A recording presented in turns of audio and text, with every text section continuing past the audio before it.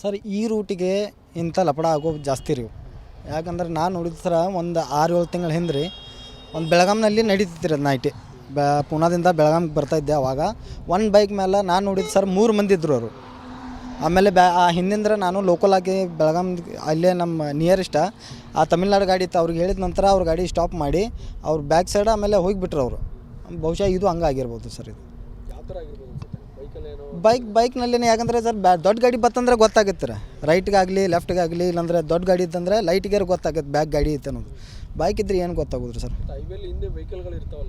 ಈ ರೋಡಿಗೆ ಜಾಸ್ತಿ ಇರೋಂಗಿಲ್ಲ ರೀ ಸರ್ ನೈಟ್ ಟೈಮ್. ಈ ಹೆಬ್ಬಾಳ್ ಟೋಲಿಂದ ಬಂಕಾಪುರವರೆಗೂ ಜಾಸ್ತಿ ಇರೋಂಗಿಲ್ಲ. ಭಯ ಅನಿಸುತ್ತೆ ಸರ್. ಏನು ಮಾಡ್ಬೇಕು ರೀ ಇಂಥ ಇದ್ರೆ. ಮತ್ತು ಕಂಪ್ನಿಯವರು ಒಂದು ಜವಾಬ್ದಾರಿ ಕೊಟ್ಟೆ ಮಾಲ್ ಕಳ್ಸಿರ್ತಾರೆ ರೀ ಕೋಟಿ ಗಂಟ್ಲೆ.